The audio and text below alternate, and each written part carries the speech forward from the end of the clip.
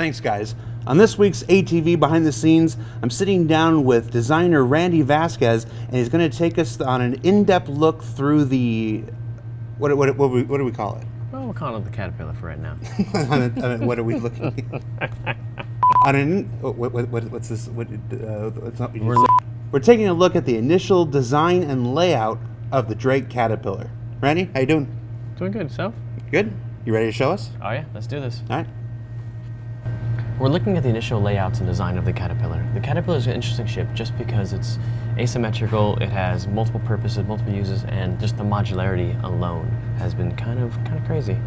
So it's one of the few asymmetrical ships we have. Yeah, we don't have many just because they're kind of difficult to actually build and create and make sure that they run and look good. So I don't know, I kind of like it. It has its own charm, you know? Mm-hmm. Roguish charm, I might add. So first thing we kind of started doing was we looked at the overall ship, and then we started looking at, okay, what is the scaling? What are the purpose of everything? We've kind of made the ship a little bit bigger than what it was initially said, not too much bigger. And then you guys, once we finish everything, then we'll give all of the new updated stats and everything like that. We've added to the ship. We have not taken anything away, really. Okay. So what we're looking at right now is kind of variant. So like at first we were like, all right, well, so this is kind of the smaller one. We're like, all right, this is way too small. We're not gonna fit enough cargo in there. We told the community that the cargo was gonna be over 500. So we're trying to make sure this right here initially would not work. And then also balance-wise and ballast and everything that we're gonna start putting into every single ship, kind of this one wouldn't work being over the side. So then we kind of switched over to a more central, and this central kind of opened up some space so that way the center people can always walk through. Now, granted, people can always fill up a cargo unit. So like this is kind of the new improved one. It's a little bit wider, a little bit taller, has space for the components, it has space for the hard points that's gonna be on it. You have many modules, sir. Yeah, we've done a lot of playing around, kind of like where we did with the Starliner, right? Where we had tons of variations. We're like, all right, how's this look? How's this feel? And kind of just us running around inside of it. Yeah. We did a lot of the same things. So basically right here, you're seeing if a person was to fill up the cargo bay completely, you know, we're looking at 90 SCU right here, 20 SCU right here, and 20 SCU right here. So people can do the math. Every single module, cargo module, will be able to hold that much cargo. So it's been on the forefront of what we wanted to do. So I'm actually gonna take you guys on a journey through the different pieces of this ship. So right here, we actually have kind of the foyer area where people are gonna be going to the airlocks, and this is kind of the middle to the back of the ship. We wanted to make sure that the command module that does detach actually kind of interfaces and links up with it. So as you can see right here, I have everything kind of just in blocked out form just to check before artists actually start going in and building up this ship all the way. We wanted to make sure we had design set and kind of more solid. Gotcha, so that's the rear of the main hull before you start attaching modules. Yes. So every Caterpillar will have this. Every Caterpillar will have this part, and then they'll have engineering, and then they'll have space for the rear turret. We've kind of moved the rear turret back a little bit as well, so that way it wasn't like in the center, it was more to the rear, so it had kind of a more view of, you know, everybody to shoot behind them. Just because this being a cargo hauler, or intended as a cargo hauler, and a search and rescue, it's not gonna be that fast. So let's start looking at some of the modules. We showed you the cargo module. Kind of made like a personnel module where the crew is going to be living inside this thing. Now, if you want more crew, you can add more modules. But again, if you add more personnel modules, then you're sacrificing cargo modules or any other modules you want. So it's kind of a give or take. What functionality do you want? What are you going to sacrifice for that?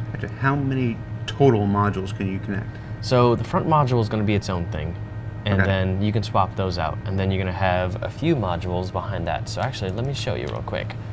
If we look here, each one of these is a module. So I'm seeing one, which is the front module right here. Okay. Then 1, 2, 3, 4, and 5. Wow. So we're looking at 5 modules the player can swap in and out. So 5 body modules and then 1 front module?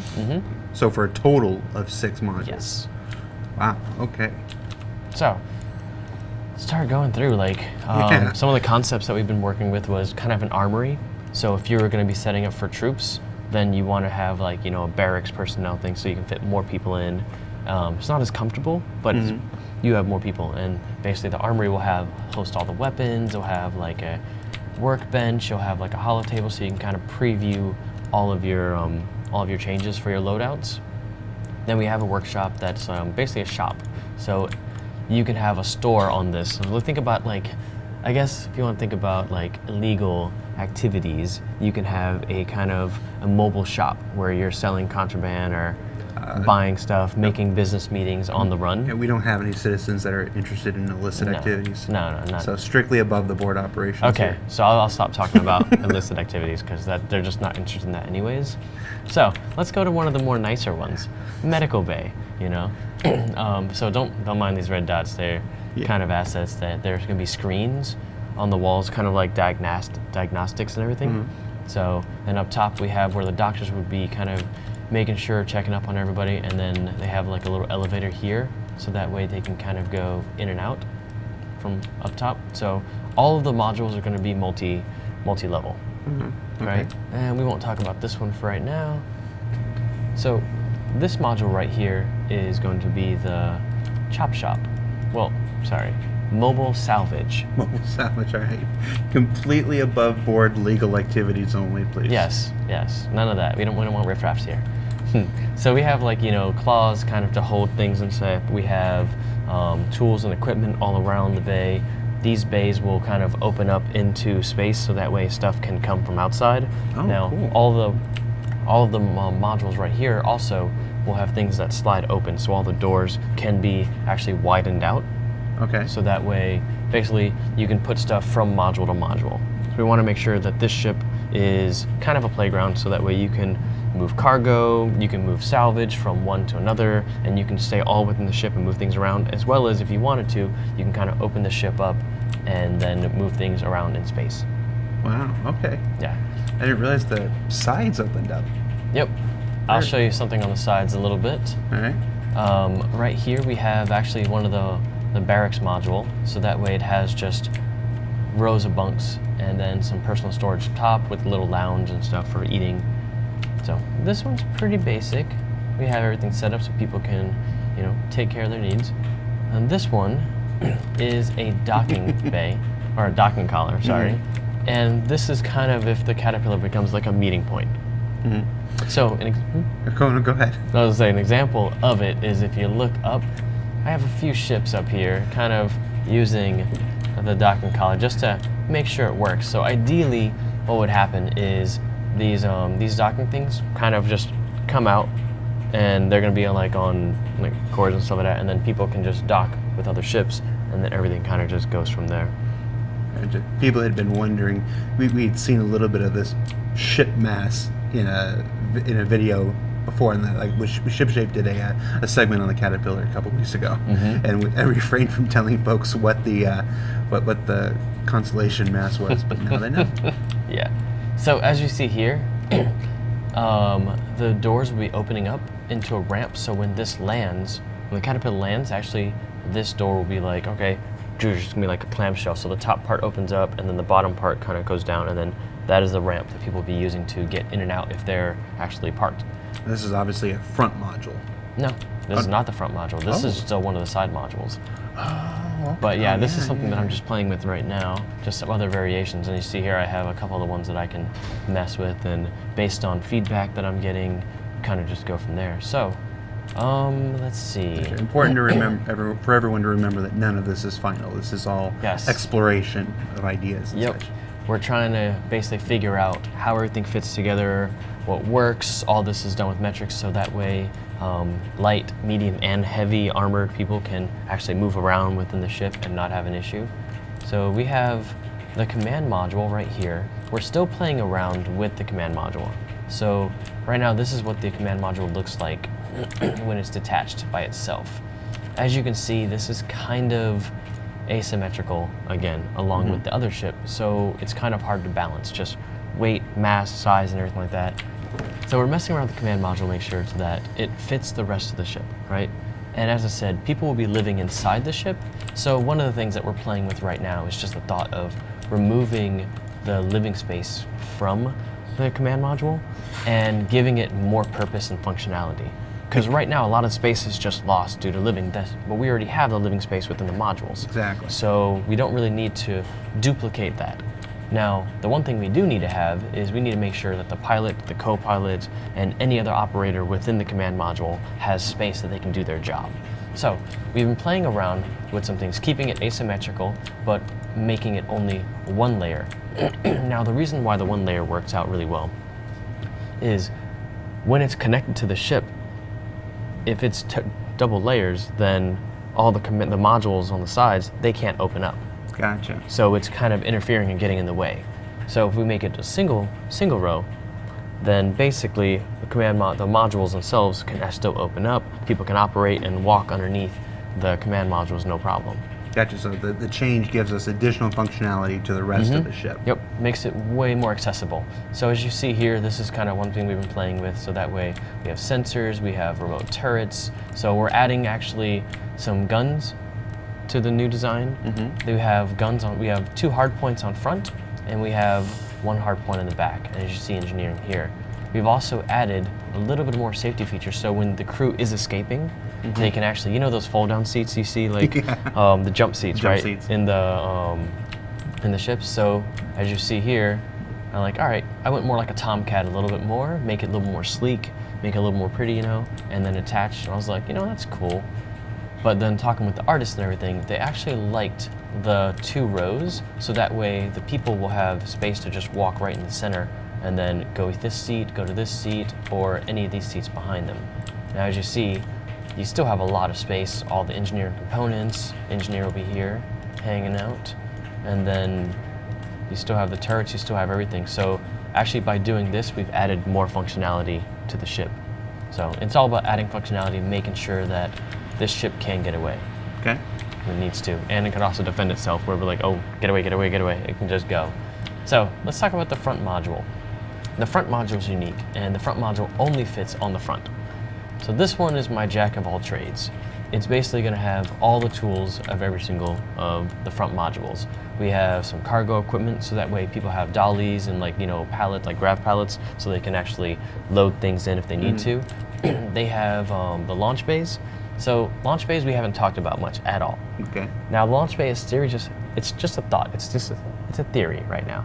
But imagine a catapult in space, and it's going to be catapulting people for when you're rescuing a ship and you need to get over there really quickly. Obviously, and Just only rescue. when you're rescuing. Just a ship. rescue only. Yes. So this can catapult 2 people out, and they're going to need to use their jump jets and everything and their EVA equipment to basically slow down the ascent, because you don't want to go splat on the thing you're trying to rescue. That's just bad form, right? It would be some interesting gameplay. Interesting to say the least. So we also have a hard point for a tractor beam, so that way it could hold on to anything and bring anything closer to the ship that you're trying to rescue and help.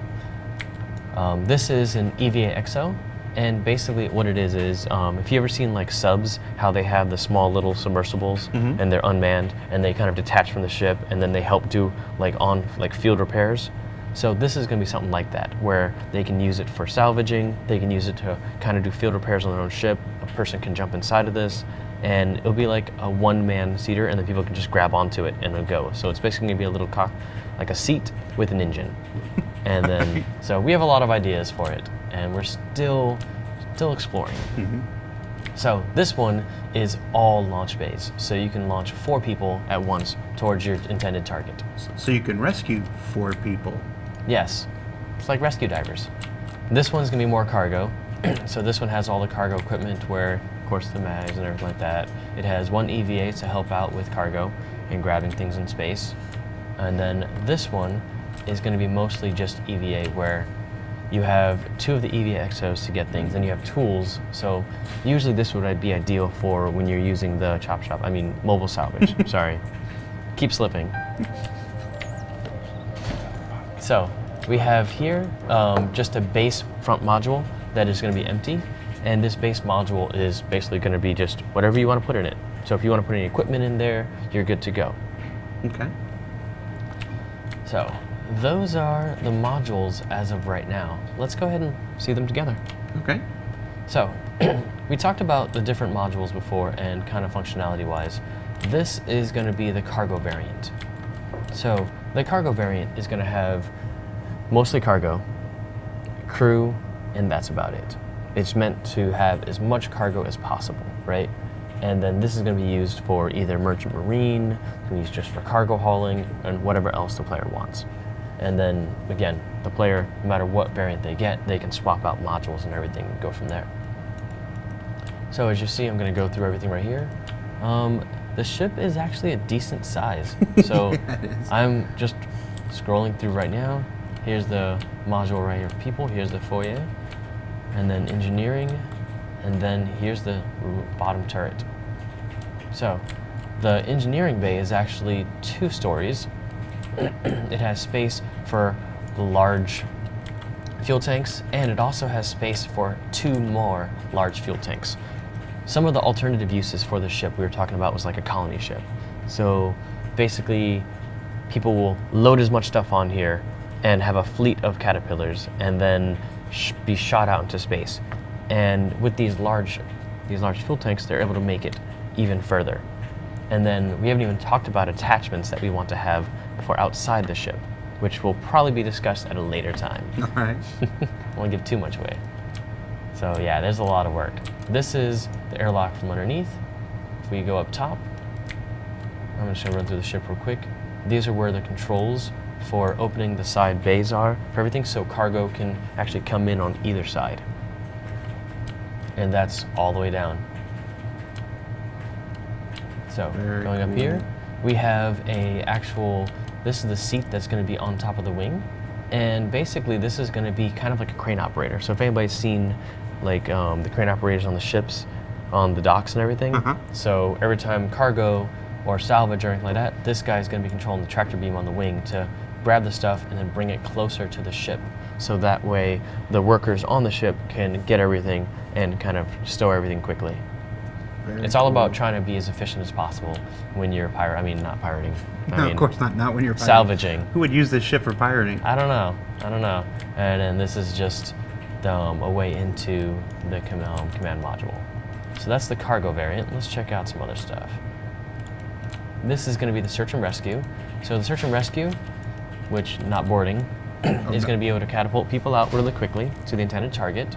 And the ship will have to be facing it, of course. And then the sides would ideally be open. So we have a couple of cargoes. We have a medical bay, just in case if anybody's hurt or injured and stuff, you can put them in the medical bay, kind of go from there. We have a barracks, and then we also have a personnel. This is the personnel for the ship, and then this is barracks for having extra workers or extra troopers or crew on board. Pirates. You said it, not me. So this one, because of the multi-thing, will actually have 2 airlocks. Now each module is self-sustained, so each module will have its own components, its own power supply, its own life support, everything, so that way if you want to open one module and have all the other ones closed, all the other ones will be sealed off. Gotcha. And you can open all the modules if you want, or you can have all of them closed. It's really up to you what you want to do with it. We're trying to leave as much flexibility as possible. So, last but not least, this is the mobile salvage. Don't mind that. That's not a chop shop. So we have tools here. We already talked about this front module. Kind of came in. Okay, we have 2 mobile salvages right next to each other, and then as you see right here, we have a causeway so people can actually walk through and store stuff. Now this one has the least amount of cargo right now, just because it's supposed to be going there, getting the stuff, salvaging, and then kind of bringing back what they salvage after they break down all the salvage into smaller pieces. And then this one also has a shop, so in case you're selling things, then you can also sell things also while you're salvaging. Okay. And you can also add more of the shops. If you wanted to, you can make a food truck. Caterpillar food truck. Caterpillar food truck, space food truck, or space roach coach, whatever you want to call them. So yeah, like it really has a lot of possibilities just to kind of play around with, and I really hope the community likes it. I'm blown away. This is so much more functionality than I was expecting. So this is some of us stuff that we were playing around with the thruster placement. So as you see, we have thrusters up front, kind of pushing into different areas. That's what each area or each arrow means. And then because the ship is asymmetrical and it will be also dealing with cargo, if we look at it right here, we need all the thrusters up front, kind of just for torque, so that way it kind of turns like it's supposed to. But the center of gravity is actually, when it's empty, center of gravity is going to be right here. But when the ship is full, like full cargo, center of gravity actually changes to about right here.